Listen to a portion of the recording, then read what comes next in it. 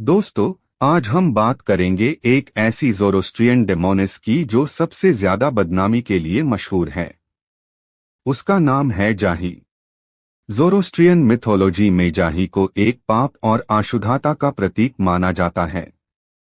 कहते हैं कि ये वही डेमोनिस थी जिसने सबसे पहले अहरिमान यानी डार्कनेस के देवता को जगाया था और दुनिया में बुराई को फैला दिया था।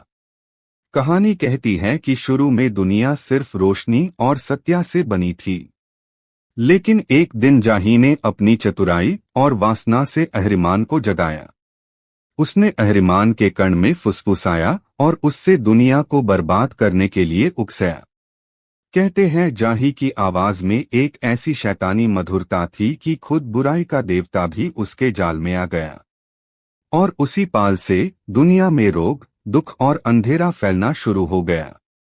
जाही का सबसे बड़ा पाप माना जाता है उसने मेंस्ट्रुएशन को दुनिया में फैलाया।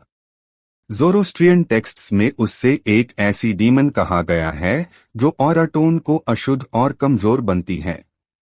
इस वजह से पुराने जमाने के ज़ोरोस्ट्रियन रिचुअल्स में मेंस्ट्रुएटिंग वेमेन को अलग रखा जाता था। उन्हें जाही की अशुद्ध शक्तियों का प्रभाव माना जाता था। जाही को अक्सर एक भयानक और सुंदर औरत के रूप में दिखाया जाता है।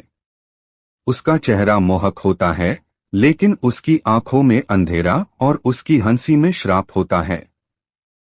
उसके बारे में कहा जाता है कि वो होर डेमोनिस है, एक ऐसी शैतानी शक्ति जो अपने वासना और मोहिनी रूप से बुराई को जिंदा करती है।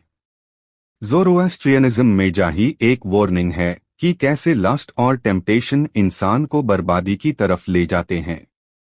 वो सिर्फ एक डीमन नहीं, बल्कि एक सिंबल है, एक ऐसी ताकत जो इंसान की शुद्धता को तोड़कर उसे पाप की तरफ खींच लेती है।